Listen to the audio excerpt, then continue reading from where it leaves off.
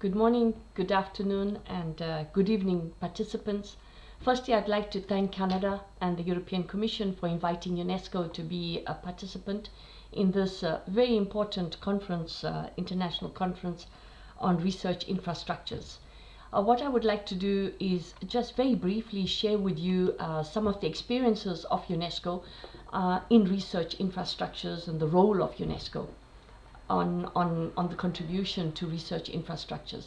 UNESCO contributes significantly to developing countries to set up their own research infrastructures, and this is really an important step towards promoting peace. And the manner in which UNESCO works is that it works with governments who themselves decide to host Category 2 centers, specialized centers, under the auspices of UNESCO. These centers contribute to the achievements of UNESCO's objectives by way of global, regional, interregional activities. They're associated with UNESCO, but they're hosted by the countries themselves. So they represent centers of excellence and are really very important in the implementation of the mandate of UNESCO.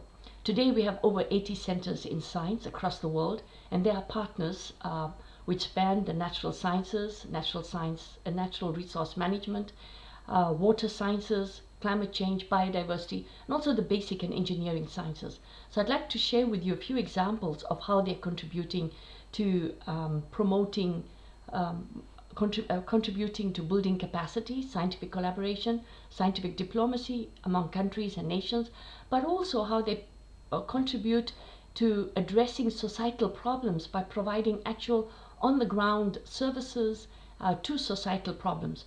So one of the centers that I would like to inform you about is the Basic and Engineering Sciences International Knowledge Center of Engineering Sciences and Technology, based in China, in Beijing, with whom we collaborate even in the development of the World Engineering Report of UNESCO on how engineering can provide societal solutions to problems and address these even at national level.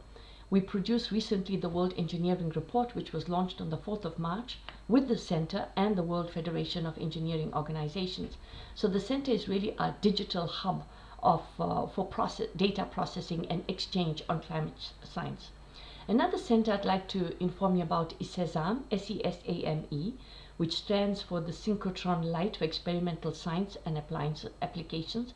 It is based in Alan in Jordan, and it is a very important center because it was a corporate venture by scientists and governments to set up based on the model of CERN, the European Organization for Nuclear Research. So SESAME is an example of intergovernmental research infrastructure that uses advanced science research facility to promote interdisciplinary research. It actually serves to increase excellence in science, capacity of national science, and propagates the application of synchrotron radiation for innovative ecological projects. It is also the world's first large accelerator complex to be fully powered by renewable energy, so making it the world's first carbon neutral accelerator laboratory based in Jordan. So SESAME is a unique example of a research infrastructure not only which has a mission in science, but also one in science diplomacy through the promotion of solidarity and peace in the region where it is based, and moreover the activity propels awareness of the input of cooperation in science to meet national needs irrespective of differences in countries. Another center I'd like to talk to you about and take you across the world now, called ICHARM, the International Center for Water Hazard and Risk Management, which was established 15 years ago. It is a Category 2 center of UNESCO, and it focuses really on promoting technical support to countries in the field of water-related hazards and risk management. They also provide support not only to the region, but also across in Africa, to 11 African countries recently by promoting disaster risk mitigation strategies for 11 countries that share the Niger and Volta River basins. One example in Latin America is Casalac. It is a very important center that provides support to countries who are living under poverty conditions in environments which lack safe drinking water. So Casalac actually promotes scientific research on water issues for water management problems, providing advice to local and national governments for the best tools to predict and mitigate disasters.